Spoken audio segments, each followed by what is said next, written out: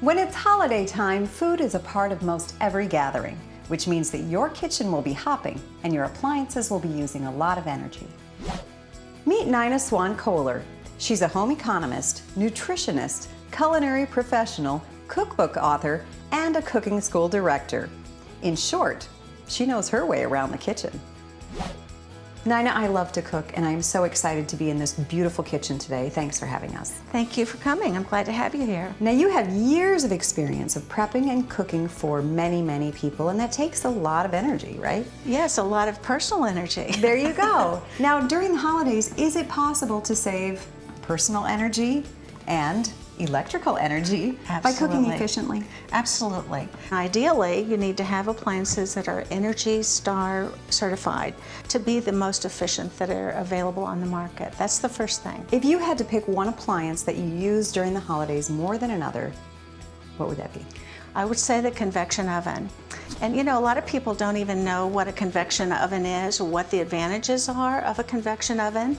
And actually, one of the ways that you can tell is it actually has a fan in the back of the oven that circulates the hot air so that it's going to bake more efficiently, more even browning, but also it's going to allow us to bake more than one item at a time.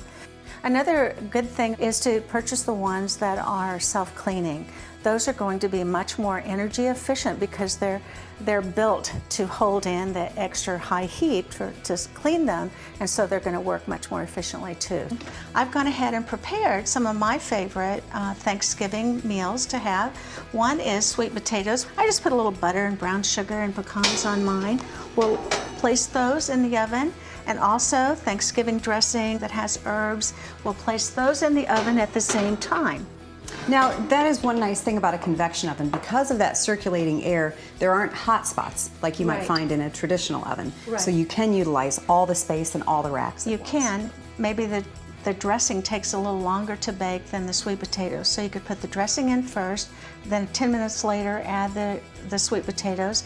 The rolls need to be heated up for about the last 10 minutes. So we can just simply add those to the same oven, and you've been very efficient to actually bake 3 different items. You might even add some cookies on top if you want. Now, you know what? Efficiency is a good point. From the way you were just describing that, a lot of saving energy is planning ahead. It is. Planning is so important. So if you can plan to not have to keep turning it off and turning it back on, because that uses a lot of excess energy. Great.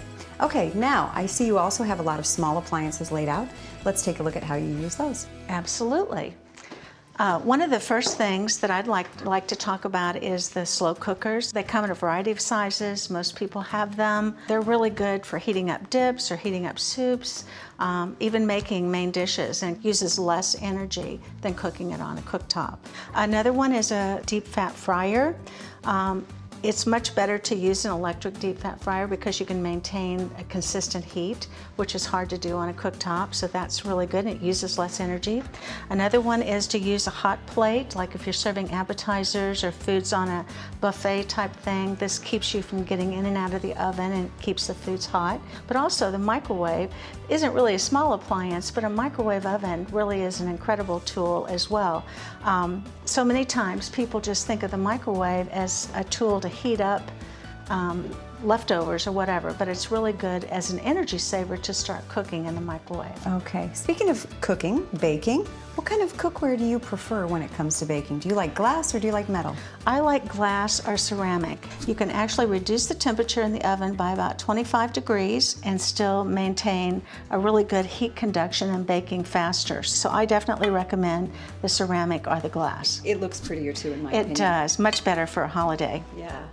Now let's talk about pots and pans. Okay. Too. And what do you prefer and what should we look for? Well, the main thing is the weight of the pan, but also you want to match size for size. This one matches almost exactly to the burner size. That's very important to get the proper conduction. By putting a lid on either of the pans, that's going to hold in the heat as well and take less energy to actually cook the food. Now, if you have copper cookware, that's the best. That's going to conduct the energy even better. But the main thing is the heaviness and a flat surface that really connects. Okay. Well, we've talked so far about things that we use to cook, right? Things that we cook Right. with. Are there ways to save energy in preparation? Absolutely. Right behind you, I've prepared a tray. We call this mise en place, actually preparing all of the ingredients, prepping them, chopping the carrots, cutting the zucchini and julienne strips. Having everything ready before you start cooking is actually going to save energy when you do cook. So that's a good thing to do. Plus the fact that you'll know you have all the ingredients gathered. So many times we forget an ingredient.